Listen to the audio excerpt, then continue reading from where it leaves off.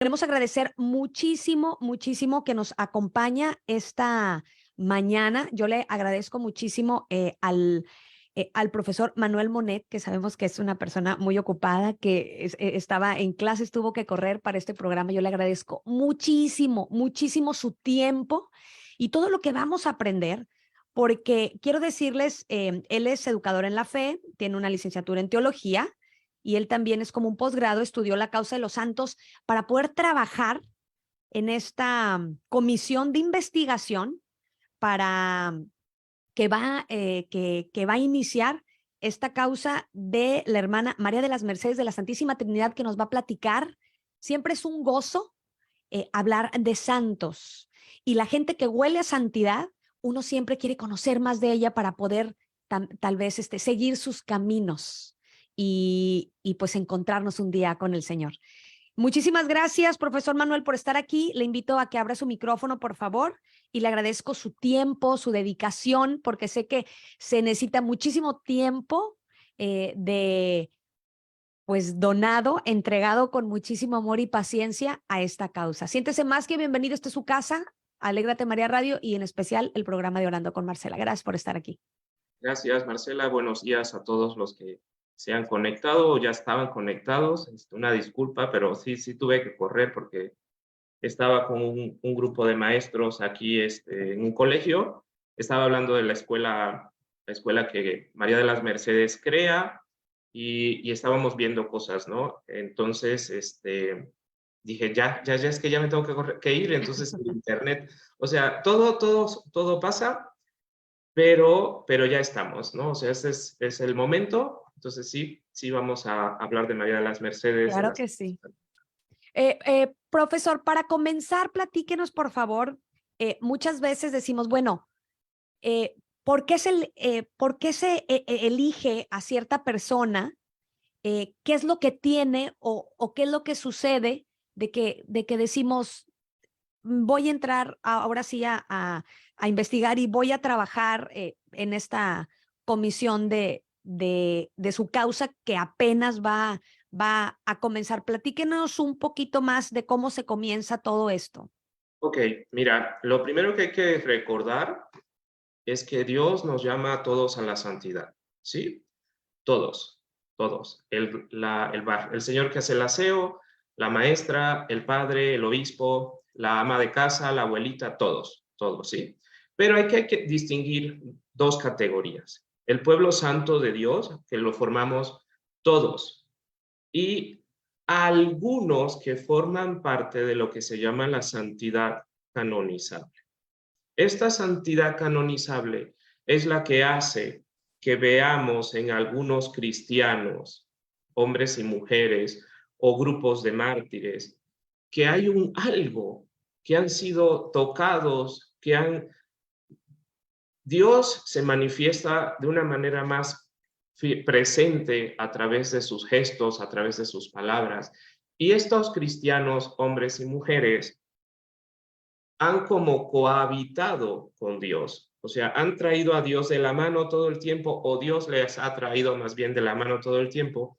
Y entonces esto es lo que sucede con María de las Mercedes, que las personas que le conocieron se daban cuenta que la madre transmitía una presencia de Dios a través de ella, a través de sus gestos, a través de sus palabras.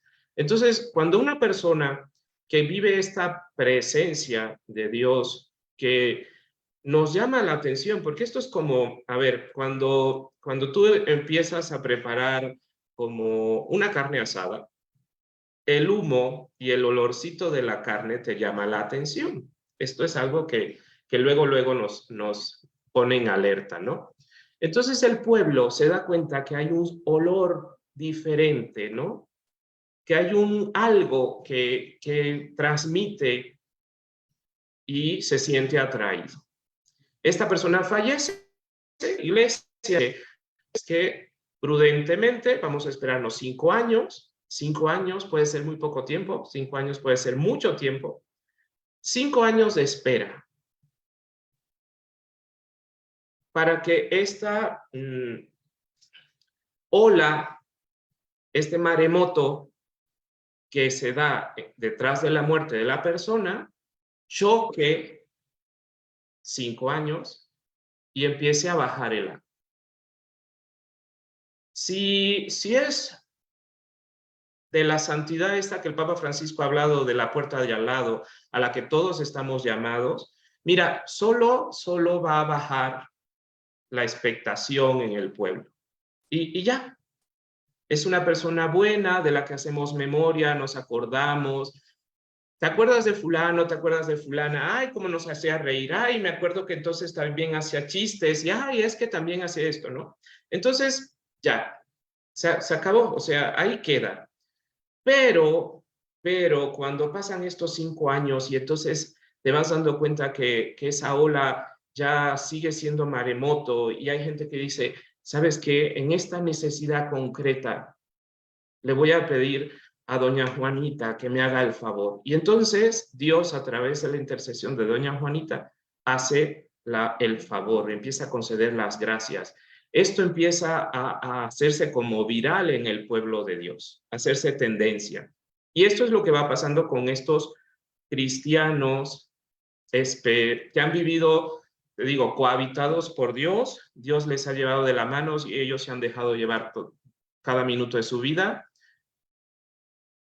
que es un gran regalo vivir con ellos. Entonces, se sugiere iniciar un proceso de canonización. A veces es como más fácil ciertos ejemplos, ¿no? Por ejemplo, bueno, en el caso de religiosos, sacerdotes, obispos, como que la gente guarda cositas, una estampita, una carta. Entonces, en estos 5 años, lo que se hace es como, oye, ¿alguien tiene alguna carta? ¿Alguien tiene algún...? Pero si yo tengo una carta de Juan Pablo II, por ejemplo, ¿tú crees que yo la voy a entregar? Pues no, esto es un tesoro mío, ¿no? Entonces no, y la enmarco. Pero te puedo dar una copia. Y esas copias se van guardando y esos documentos se transcriben al castellano o al idioma en el que hablaba la persona, bajo ciertos requisitos mínimos para que se pueda leer, ¿no? Tipo de fuente, el espaciado y demás.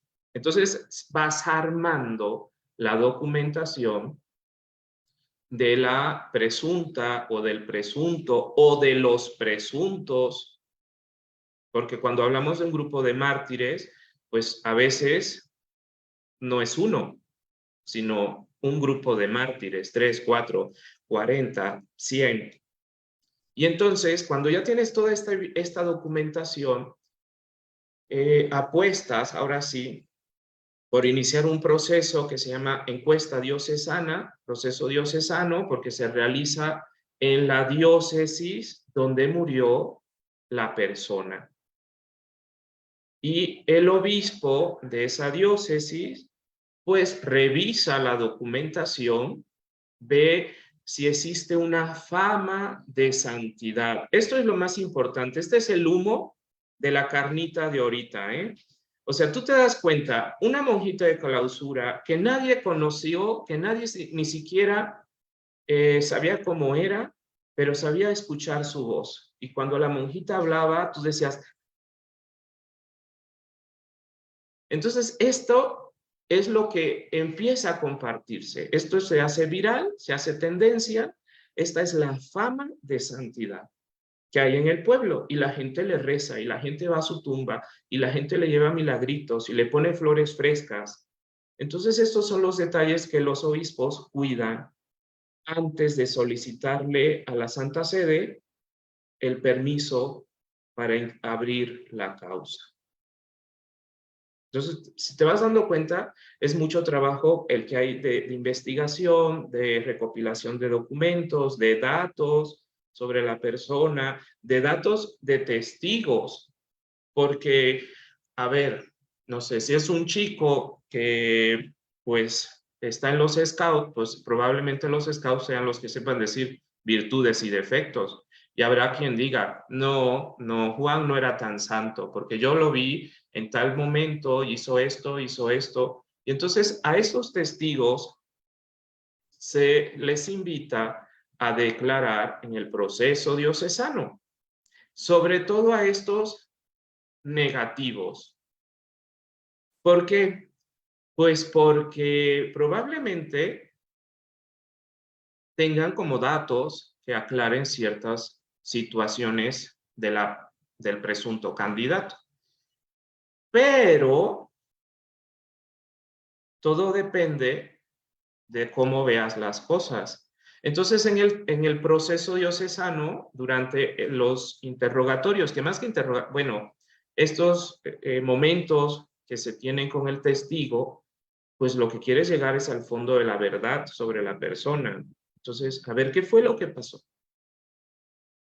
Y quizás no es un defecto, quizás es algo que yo tengo y estoy viendo reflejado en otro, y allá es una virtud y en mí es el defecto, es el vicio.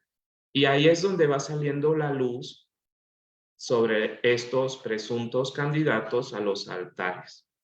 En el momento que la Santa Sede dice, María de las Mercedes, creemos que sí, se le empieza a llamar sierva de Dios.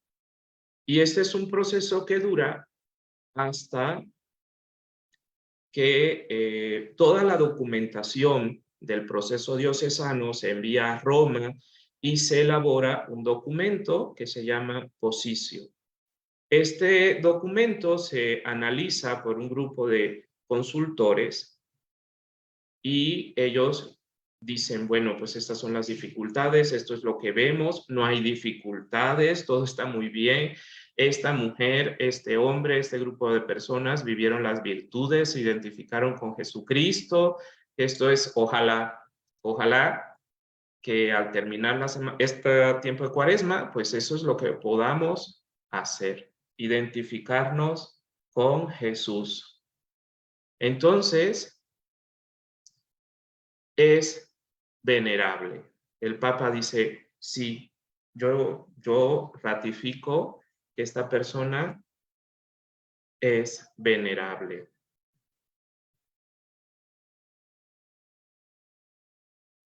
Y cambia, ¿no? Entonces, ¿por qué es venerable? Pues porque porque ha vivido las virtudes en un grado heroico y se ha identificado plenamente con Jesucristo. Entonces, hablas de fe, esperanza y caridad, pero en un grado superlativo, o sea, vivió enamoradísimo de Jesús y lo transmitía, lo vivía, lo expresaba. Y entonces, por ejemplo, María de las Mercedes, que trae la escuela dominica agustiniana en la sangre, pues ella se desvive por el culto a Jesús Eucaristía. Y que este culto sea lo transmitido a través de las hermanas religiosas a las niñas y niños de los colegios. Porque esos niños y esas niñas van el día de mañana a construir un hogar. Y cuando tú dejas esa huella positiva en ellos, ¿quiénes van a adorar a Jesús Eucaristía? El niño que tenías en el salón de clase. Esto pensando el tema de la caridad o de la fe para con Dios.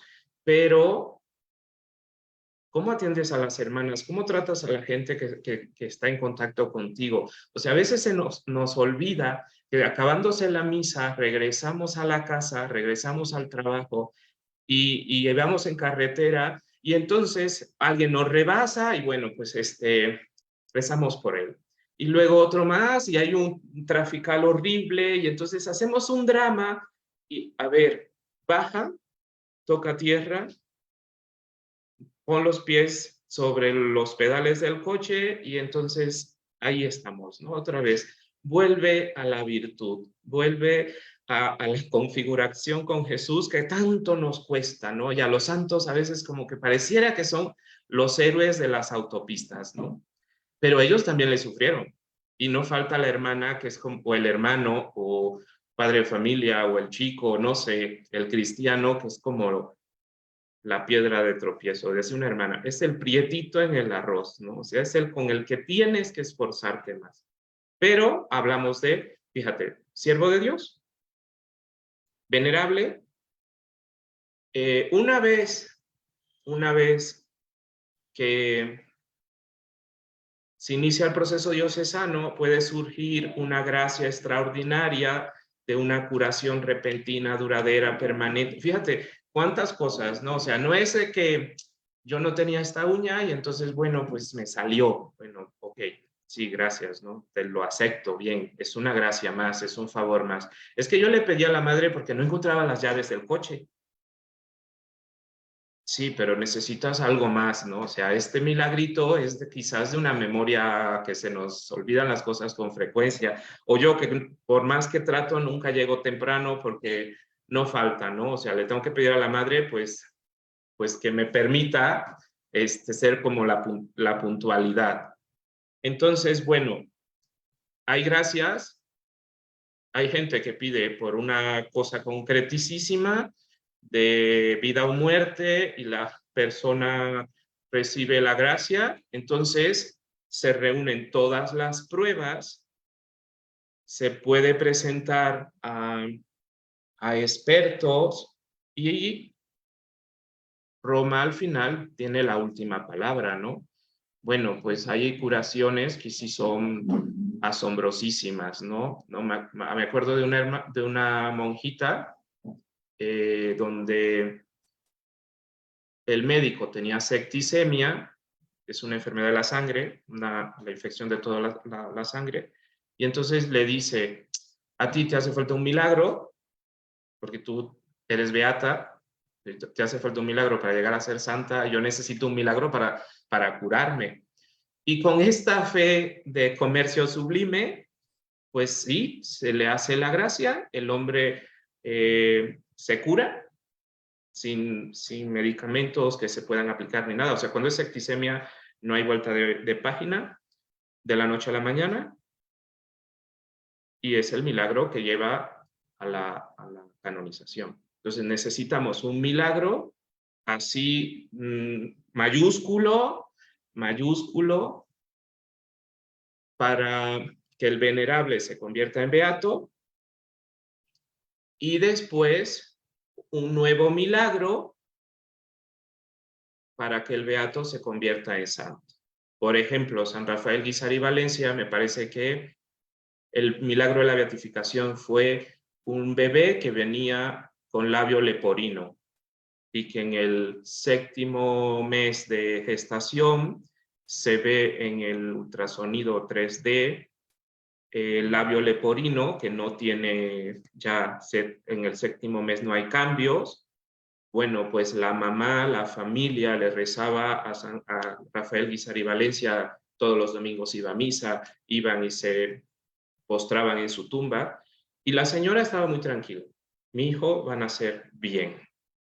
Y ya ves, se alivia en un hospital de Seguro Popular, me parece, la señora toda tranquila, ya estaba el médico, el psicólogo, todo lo apoyo, nace la criatura y nace bien. Entonces todo el mundo se equivocó el ultrasonido. No, el ultrasonido siempre estuvo bien, pero la fe de la mamá, de la familia, pudo más y movió cielo y tierra y el milagro se hizo. Entonces, después tienes que recopilar toda la evidencia. Ese es el problema porque viene el historial médico, el expediente médico, dónde está el ultrasonido 3D. Entonces, luego sentimos que si decimos es un milagro, damos la prueba, pues viene como el descrédito del profesional de la salud y no es cierto, o sea, sencillamente somos instrumentos en este momento. Velo así, Dios te bendijo con ese momento de gracia, pero esto es un problema real.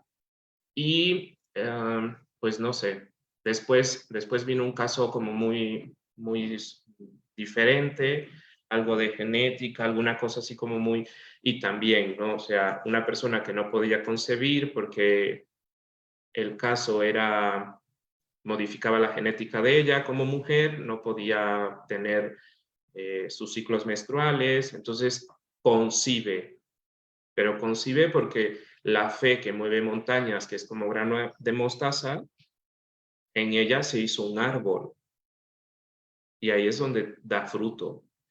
Y esto Roma al final dice, sí, sí es un milagro. Entonces tenemos 4 etapas. Un cristiano normal que fallece a los 5 años, un poco para recapitular, a los 5 años se puede iniciar un proceso, siempre y cuando tengas fama, que es esto de se hizo tendencia en el pueblo de Dios. O sea, la gente sabe quién es Juan Pérez, la edad que tenga, ¿no? Después, cuando se da la autorización por parte de Roma, le empezamos a llamar siervo de Dios. Cuando todo el proceso es aprobado y Roma reconoce que esta persona, mediante la configuración con Jesús, ha vivido las virtudes en grado heroico, entonces le empezamos a llamar venerable. Y hay muchos venerables en la iglesia mexicana. Cuando tenemos un primer milagro reconocido por Roma, entonces les llama beatos y permite el culto en ciertos lugares donde vivió esta persona, donde la familia religiosa se encuentra presente. Y finalmente, cuando obtenemos un segundo milagro y Roma sanciona y dice, sí, sí es un milagro, Dios, ahí está el dedo de Dios, ahí en ese momento, pues santo, santa. Y el culto es para toda la iglesia. Entonces, si te das cuenta, va como que la gotita de agua que cayó en el bautismo se va expandiendo y cada vez toca más realidades más grandes. Y ya el santo, la santa, los santos mártires ya no pertenecen solo a la iglesia mexicana, sino pertenecen a la iglesia universal. Y cualquiera pudiera celebrar a San Juan Diego,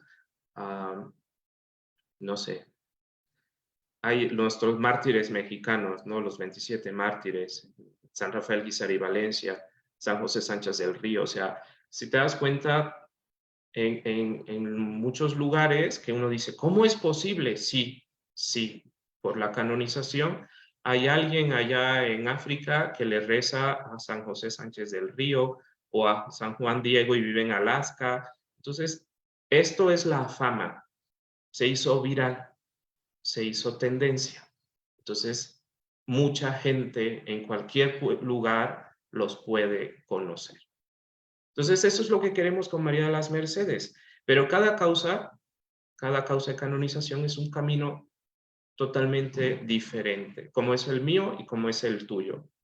Entonces, Mercedes muere en 1931, pero además es un año cuarto centenario de las apariciones guadalupanas.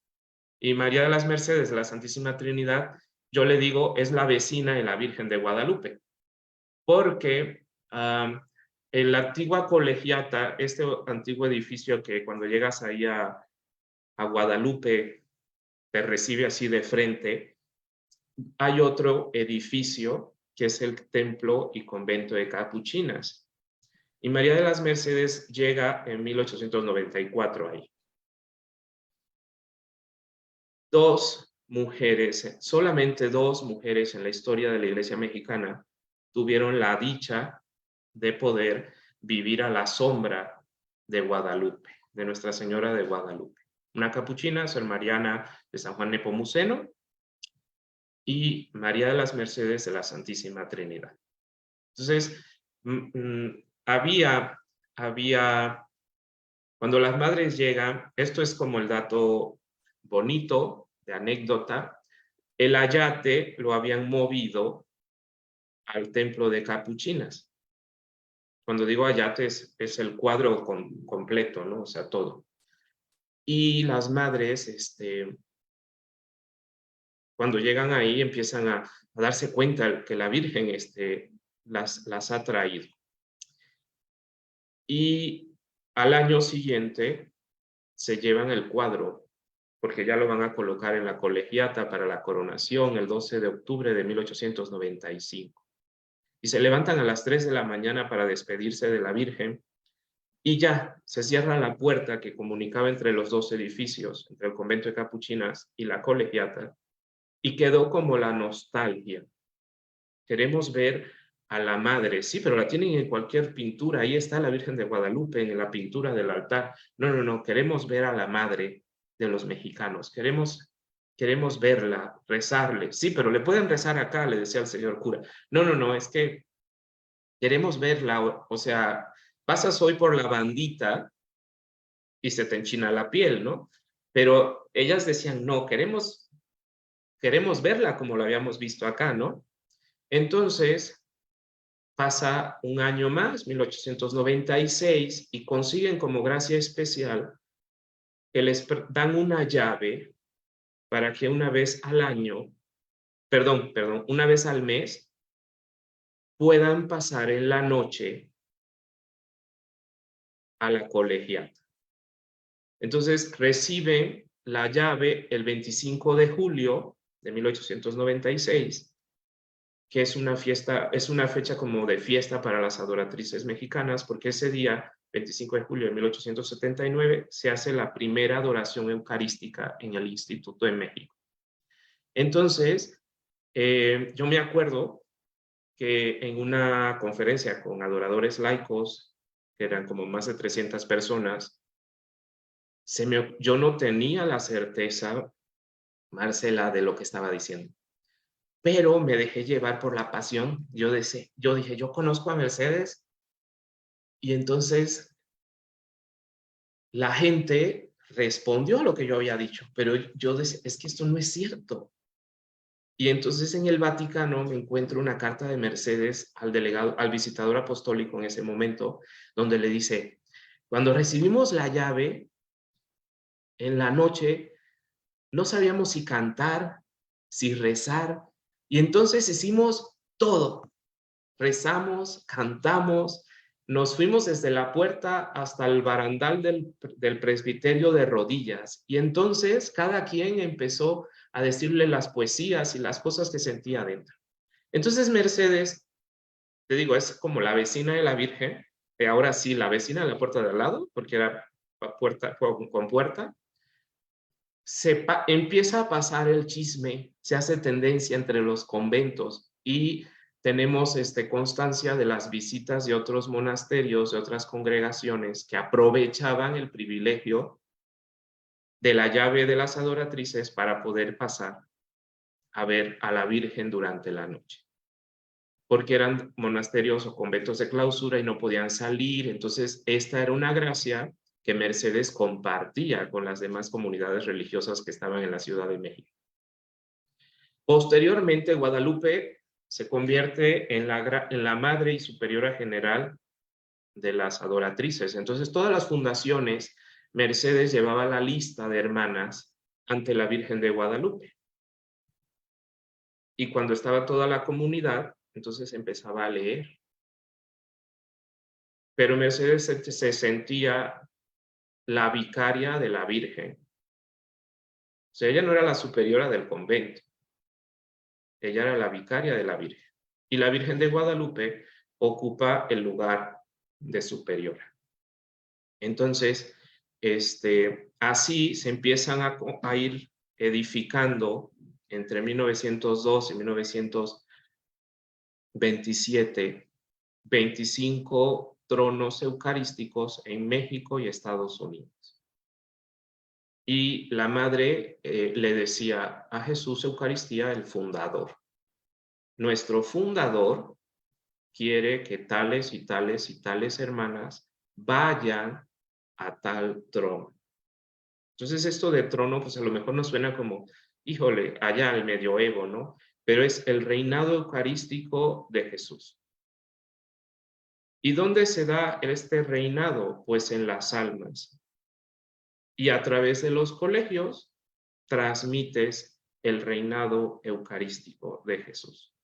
Entonces, así va sembrando poco a poco. Y algo va a quedar, porque Mercedes se va dando cuenta que ella y las hermanas pues hacen adoración solemne y pública durante las 24 horas del día. Pero, ¿qué sucede cuando no puedes? Entonces los laicos sustituimos a las hermanas. Esa hora que puede ser la más penosa del día, la más cansada, pero es el momento, voy a decir, de cielo, ¿no? Porque estás en un tú a tú con todo un Dios que se abaja y se queda con nosotros en un pedazo de pan. Entonces, bueno, pues hacemos y compartimos este regalo que nuestro Señor les da a Mercedes, y Mercedes nos comparte a nosotros, a las hermanas adoratrices perpetuas guadalupanas y a los laicos, que compartimos con ellas el carisma. Entonces, pasaron muchas cosas, te digo, cada causa es un mundo, pasaron muchas cosas, las hermanas tenían el deseo, el aprecio hacia su fundadora y el deseo de iniciar una causa de canonización. Pero no es hasta el capítulo general del 2014 que se pone la petición para que se inicie una investigación. Esta investigación tenía como dos vertientes. Una, conocer quién había sido María de las Mercedes de la Santísima Trinidad, como para escribir una biografía documentada. En historia se llama crítica y a veces puede resultar algo más grueso, algo menos grueso, depende del aparato crítico con que se le ponga o no. Y sobre esta investigación iniciar el proceso de canonización. Entonces, necesitábamos como completar muchas cosas porque quedaban lagunas en su biografía. O sea, normalmente las biografías son como muy sencillas, resaltando ciertos elementos que el presunto candidato a los altares es bueno, pero ¿y dónde están los prietitos del arroz? Estas dificultades que son las que manifiestan realmente cómo la persona lo va manejando desde esa identidad con Jesús. Entonces empiezan a surgir dificultades con hermanas, con obispos o con sacerdotes, entonces, o con laicos, o sea, pueblo de Dios, somos todos, vemos las cosas desde diferente ángulo. Entonces, bueno, pues esto inicialmente decíamos, es que no hay nada, no hay nada. Y yo decía, bueno, pues si no hay nada, no hay nada, no podemos inventar, se cierra la investigación y se avanza. Entonces, claro, 2016, 2023, 7 años de diferencia, 4 países, 54 archivos distintos. Inicialmente, Marcela, la investigación, me acuerdo que se hizo un mueble con capacidad para 68 cajas de tamaño oficio. O sea, esto no significa nada, ¿eh? Más bien era documentación que fue surgiendo, que fue apareciendo y que nos iba esclareciendo cada vez más la figura de María de las Mercedes, el contexto en que ella actúa, la realidad de cada fundación y cosas que iban pasando en México. Y ahorita tenemos un archivo de 268 cajas. Wow. Wow. Claro, no toda esta documentación, Marcela, va a la causa, va al proceso diocesano. ¿Por qué? Pues porque hay documentos que no, pues que no. Por ejemplo, recetas de cocina, ¿no? Que, pues esto no. O sea, ¿cómo hacían el mole las monjitas? Pues ese lo guardo yo para ver si me sale, pero Era lo que le iba a decir, debería de compartir, porque imagínense lo que ha de saber bien rico. sí, claro, y además, ya si tienes sazón, ya la hiciste, ¿eh? Porque entre lo que cocinaban y el sazón de cada quien, entonces, pues esto no realmente no Claro. tendría trascendencia, ¿no? Hay documentos que, no sé, hay cosas que no. Pero hoy en día, en una causa de canonización, sí hay que tener en cuenta, por ejemplo, las redes sociales. ¿Qué publicó el chico, la chica, la madre de familia en las redes sociales? ¿Qué tenía en su computadora personal, en su tablet, en su celular? Porque a lo mejor, y esto se da, o sea, es parte de los, o sea, estamos hablando, no sé, de un adolescente, y entonces ya ves, vienen los conflictos, quiero ser una cosa y soy otra, y entonces transmito una cosa y en casa soy otro. Estas dualidades que se dan en los adolescentes, pues hay que tenerlas en cuenta. Y a veces sencillamente metemos la pata, ¿no? O sea, y punto, ¿no? Es parte de la debilidad humana. O ah, ciertas cosas, por ejemplo, cuando se empezó a usar la máquina de escribir hace unos años, había una causa muy así, muy bien, y de momento encuentran un documento mecanografiado, supuestamente firmado por un presunto candidato a los altares, y entonces se frena todo. O en los países, por ejemplo, donde ha habido mártires, ¿no? Que se fabrican pruebas en contra del candidato, del obispo, del seglar, que le condujo al martirio, ¿no? Entonces, ¿qué sucede aquí? ¿Esto nos frena la causa? ¿No nos frena? Entonces hablamos de peritos. El perito es un especialista que no necesariamente hay que presentar en los milagros, en las causas de sanación o, no sé, multiplicación del arroz, como en el caso de San Juan Macías, sino que el perito es, en este caso, un perito en, perdón, en geografía, o sea, alguien que te esclarezca qué pasó y cómo pudo haber pasado, que te dé una versión diferente de los hechos, sin conocer la persona ni el fin que tú andas buscando. Y entonces esto pasó. A este candidato le, le ponen, le fabrican una documentación y en algún momento alguien se da cuenta que en esa localidad, en esos años, no habían las máquinas de escribir, no existían. Y lo podía probar, o sea, las máquinas por factura entran en tal momento. La primera máquina que entra 10 años después de la fecha de redacción. Entonces se cae este pretexto negativo para iniciar o dar a conocer la causa. O ahora que ha habido tantos laicos implicados, por ejemplo, en la salvación de judíos durante la Segunda Guerra Mundial, ¿no? Tenemos laicos que estaban en lugares estratégicos y lo que hacían era facilitar que Mm, los judíos no fueran detenidos o que se les tratara de cierta manera.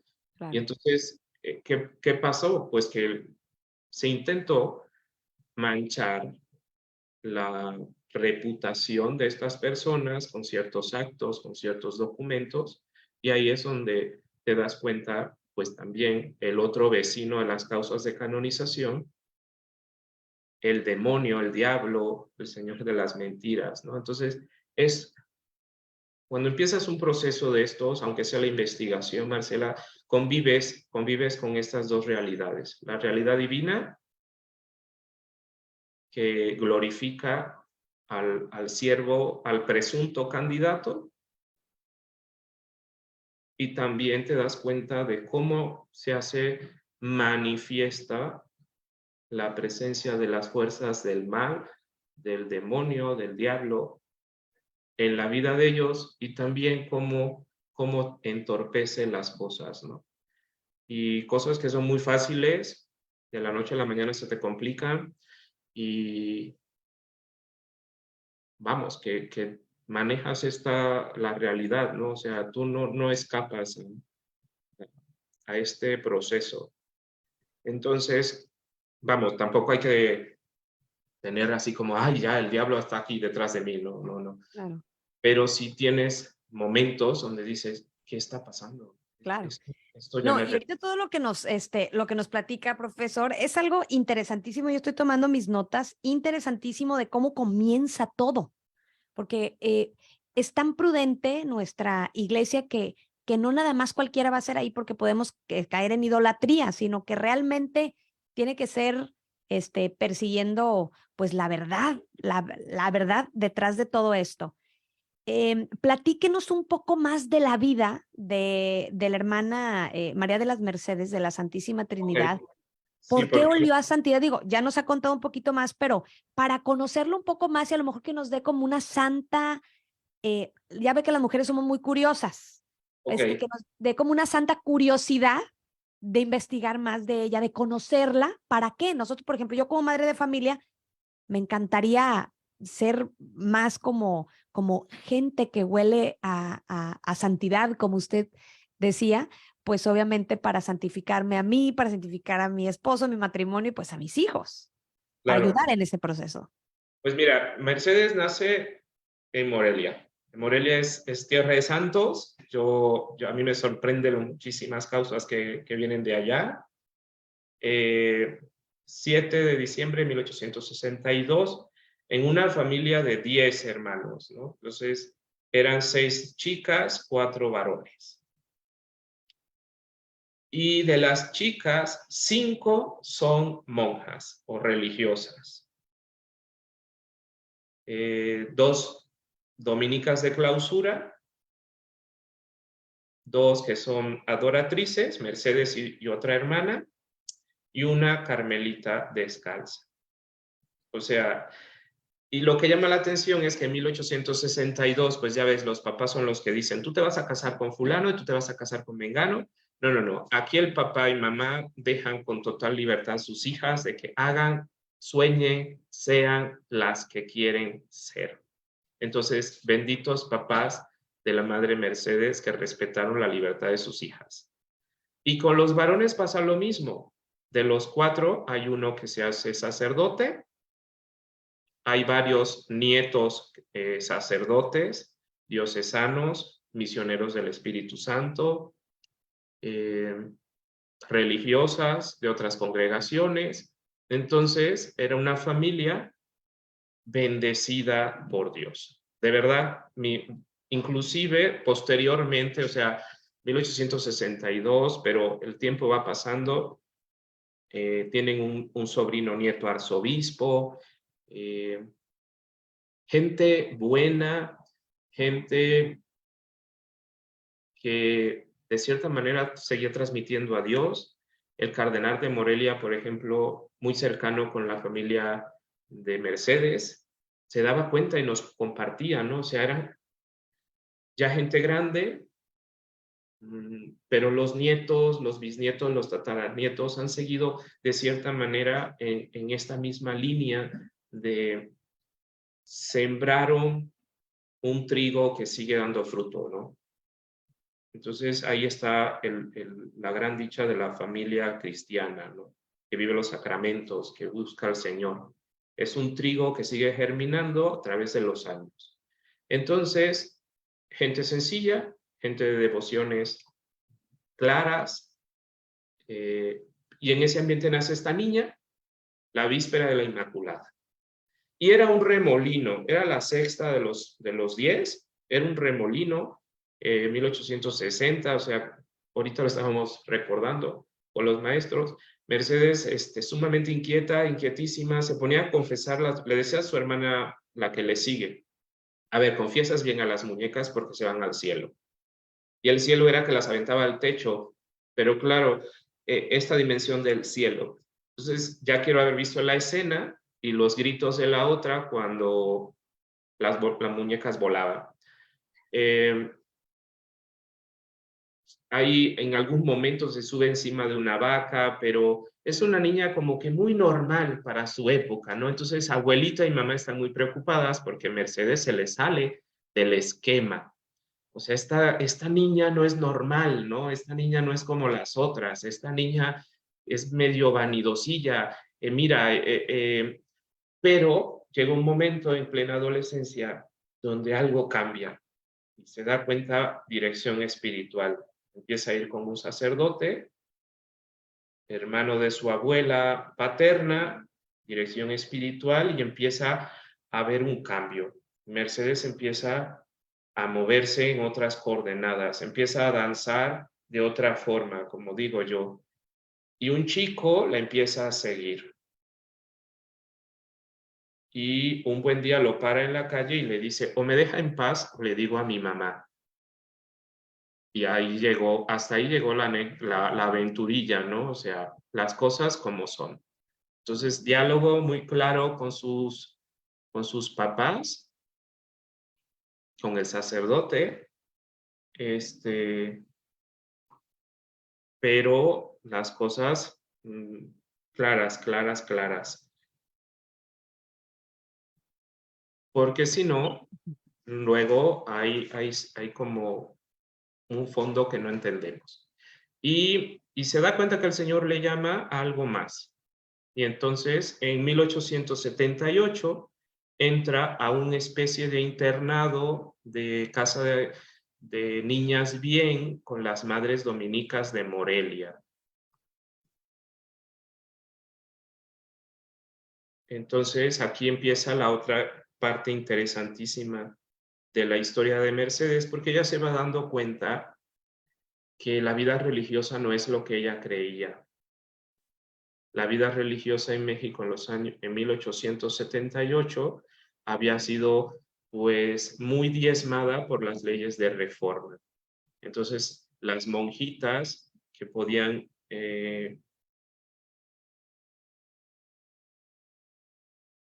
y no tenían un oratorio con un Cristo precioso, pero no había sagrario porque estaba prohibido, porque luego las denunciaban, llegaba la policía en medio de la noche y las monjas no podían tocar la reserva eucarística. Entonces, ¿quién va a quitar? ¿Quién salva al Santísimo? O sea, hoy que hay hermanas que reparten la comunión en la parroquia o que hacen en misiones algunas cosas, en aquel entonces no se podía. Esto es una realidad que Mercedes va intuyendo. Y entonces ella se va dando cuenta que cuando el Señor quiere, las cosas se van aclarando. Poco a poco, poco a poco, poco a poco. Y bueno, pues un buen día les dan el permiso de tener el Santísimo ya en la casa, en el convento donde estaban, que era una casa como otra cualquiera, ¿no? Pero Mercedes no se siente bien ahí, no se siente a gusto, siente que el Señor la llama a otro lugar, y una amiga que había estado en esa experiencia con ella, le escribe una carta y le dice, te soñé en un jardín donde había unas flores preciosísimas, ¿y qué crees que aquí adoramos al Santísimo Sacramento? Y Mercedes hace como los grandes hombres, quema sus barcas, le dice a su papá, aquí no es, y me voy. ¿Y dónde te vas a ir? Esta es otra de las travesuras de Mercedes, es otra vez no maduras, otra vez, no, este no es el lugar. Y se va a México. Imagínate el cambio. Michoacán, Ciudad de México. Y entonces aquí empieza y se encuentra otra vez con la misma situación. Una comunidad un poco relajada, no sabemos si había Santísimo, Sacramento, no sabíamos nada, o sea, iban a misa, pero no se quedaba en la reserva. Y Mercedes espera, porque su confesor le había dicho, si aquello no está formado, fórmate tú en el Sagrado Corazón.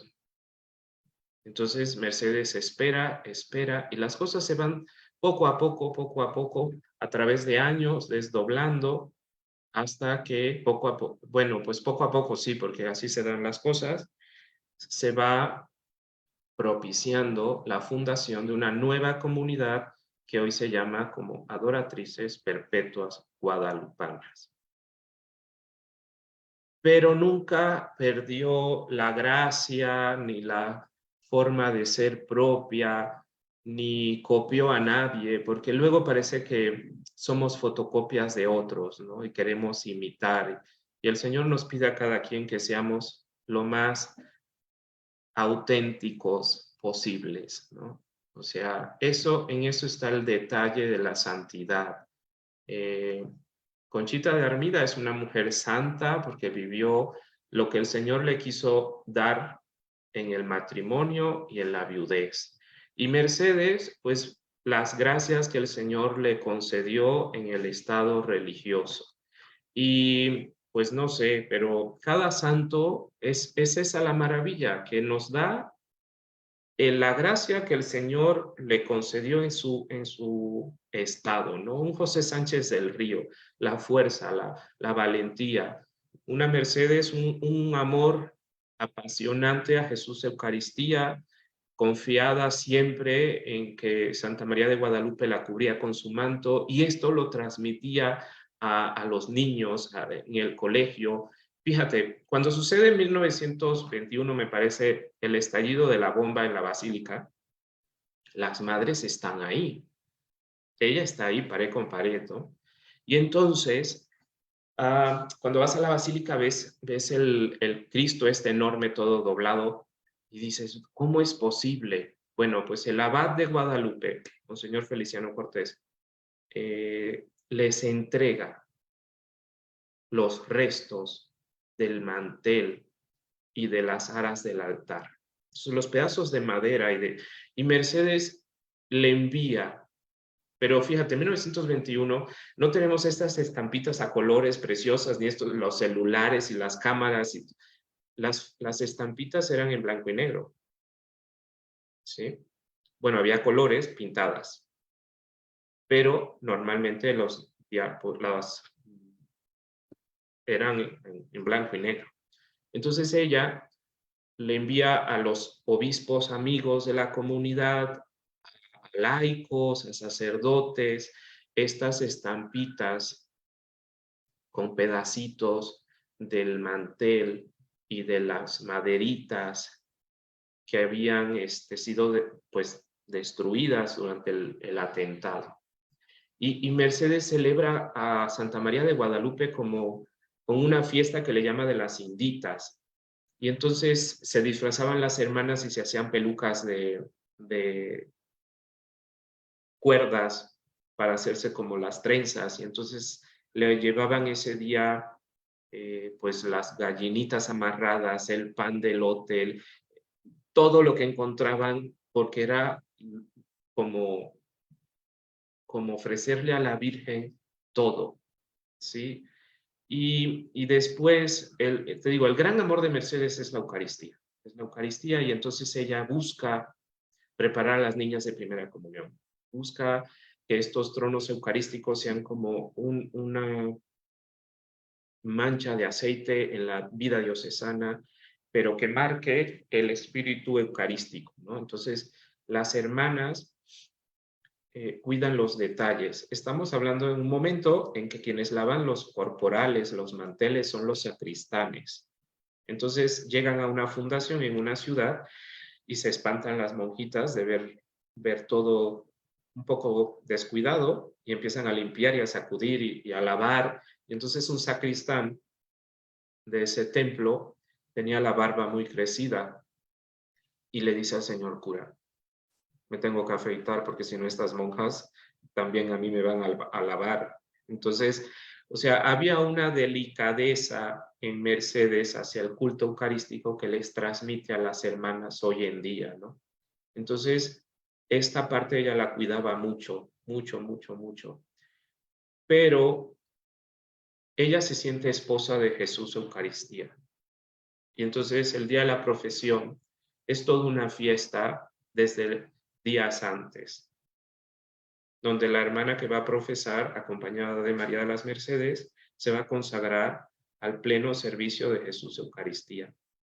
Y entonces la visten de blanco, le ponen una corona de flores, en la mañana la comunidad le canta le toca a su puerta y reviven como este evangelio de las vírgenes prudentes, donde todas con lámparas acompañan a la nueva esposa ante el sagrario, donde se va a hacer su profesión. Y Mercedes a los niños de la primera comunión los trataba con sumo respeto. O sea, no solo es la dignidad de la persona lo que rescata, sino tú eres templo del Espíritu Santo. Tú vas a ser un nuevo sagrario para Jesús Eucaristía.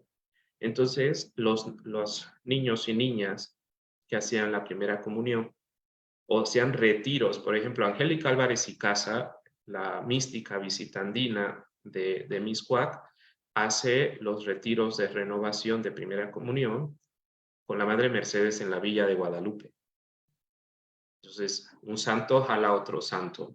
Entonces, te vas dando que hay... Me acuerdo de un padre, un buen amigo, que dice, es una mafia de santidad. O sea, cuando te das cuenta, esa bisagra entre el siglo XIX y XX en México es una bisagra de santidad. O sea, tienes al padre Plancarte, tienes a Conchita de Armida, luego Félix de Jesús Ruller, Moisés Lira Serafín, Refugio Aguilar, no sé, pero como en ese momento, saliendo del siglo XIX, que para la Iglesia mexicana es un problema, y comienza el siglo XX, la santidad abraza nuestra humanidad, nuestra realidad como sociedad, como cultura mexicana.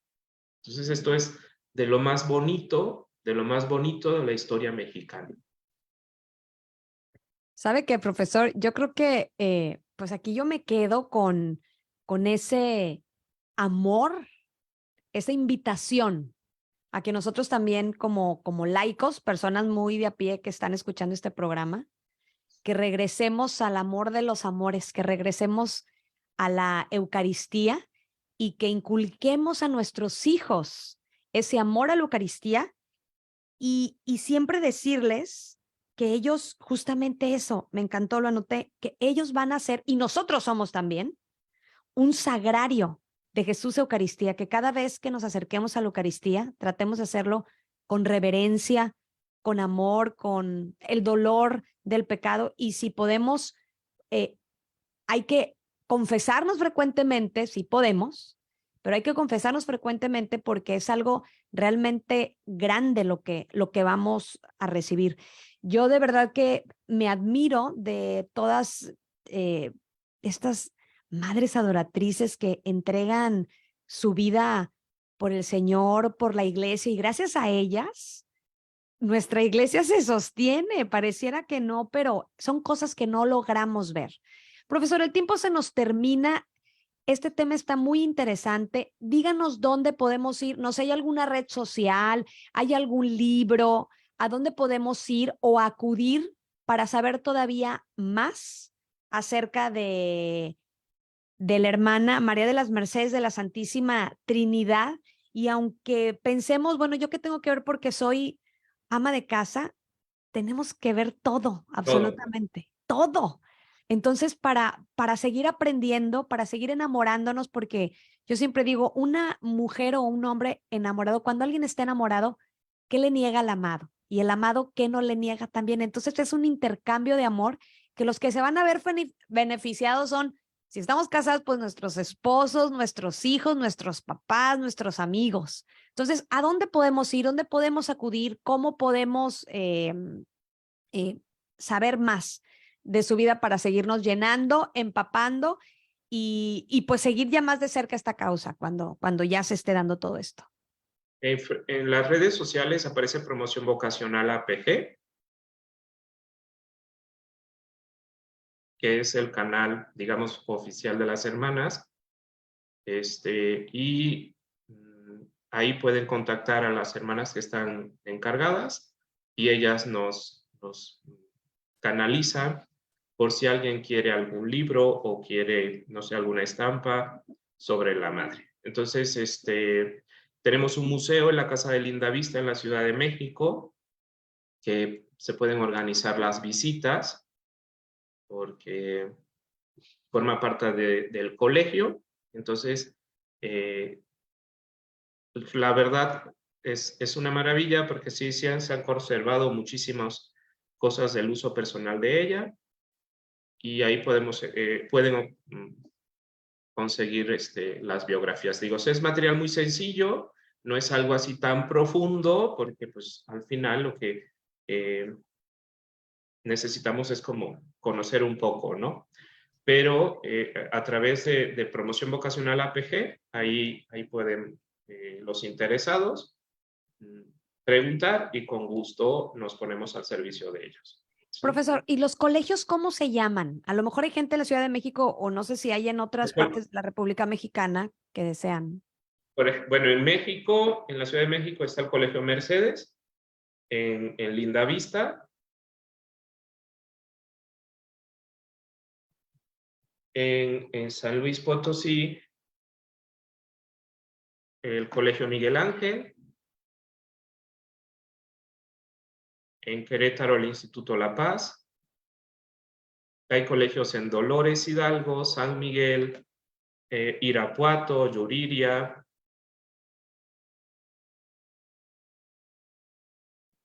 Hay una casa en los Estados Unidos, en San Antonio, Texas.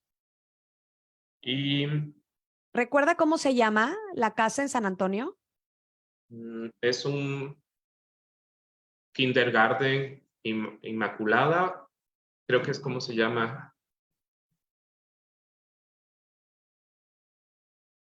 Ah, ok, es una escuelita.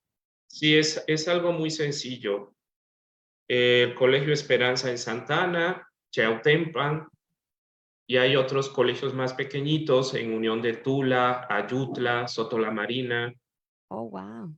Sí, son 17 comunidades prácticamente en el centro del país. No, y qué hermoso, porque sabemos que se va a estar compartiendo toda esta espiritualidad y todo Sí, este amor hacia Jesús Eucaristía, que es lo que debería regir nuestra vida como cristianos, como católicos. Yo sí, me quedo, profesor, con el deseo de acercarme más a la Eucaristía, de acercarnos más a la adoración, al Santísimo Sacramento, porque de ahí sale ese fuego de amor y es como un grito de nuestro Señor Jesucristo de decir, ven y déjate consumir en mi amor, como esa zarza ardiente que se le presentó a Moisés. sí, claro. Muchísimas gracias, profesor. No, no, a ti, yo nada más, fíjate, Santa María de Guadalupe es este sagrario que está a punto de dar a luz, ¿no? En esta tierra nueva, este continente que se abría a la fe de la esperanza, ¿no? Entonces, ahí tienes el pan que se parte y se reparte, que nace del cuerpo de una mujer que tiene las expresiones de este pueblo nuevo, de esta realidad nueva, ¿no? Y María de las Mercedes hace como la síntesis de estas dos realidades en su mundo espiritual, ¿no? O sea, Jesús Eucaristía y su madre Santa María de Guadalupe. Yo con eso explico la vida de María de las Mercedes. Wow, pues qué profundidad de verdad. A veces cosas tan profundas. Yo le agradezco mucho por la explicación del principio que me pareció fabulosa, con peras y manzanas, nosotros tristes mortales, para poder entender más y conocer más y enamorarnos, profesor, porque a veces decimos, ay, es una iglesia vieja. No, es una iglesia viva, es una iglesia llena de, como usted dice, o sea, ¿qué está pasando? Esto es una mafia, así como una virtud llama a otra virtud, un santo a otro santo. Hay que cuidar también nuestras compañías. Entonces vamos acercándonos a estas personas que nos van a llevar a enamorarnos de nuestro Señor Jesucristo y siempre los santos, o sea, cómo te arrastran así como a Mamita María y luego te arrastran a Jesús para que lleguemos finalmente con nuestro Padre Dios. Muchas gracias por su tiempo, que sé que está muy ocupado. Gracias por toda toda esta explicación y ojalá que hayamos y que haya más gente interesada en saber más de la vida acerca de la Madre María de las Mercedes de la Santísima Trinidad. Muchísimas gracias. Pues estamos a sus órdenes. Cualquier cosa, ya vimos por aquí la gente que nos está sintonizando, que va a escuchar este programa diferido. Ya vimos que se pueden meter usted nos platicó en Facebook. Ajá. En promoción vocacional APG. Ok, sí. Perfecto. Bueno, pues muchísimas gracias. Gracias a todos los que estuvieron toda esta hora sintonizados. Gracias por decirle sí al Señor. Creo que hoy nos llevamos mucho en nuestro corazón. Aprendimos muchísimo. Ahora compartirlo, a platicarlo, a multiplicarlo. Muchísimas gracias. Pues gracias, profesor. Que el Señor lo bendiga. Gracias. Estamos aquí. Hasta luego. Gracias. Muchas gracias. Bendiciones. Gracias.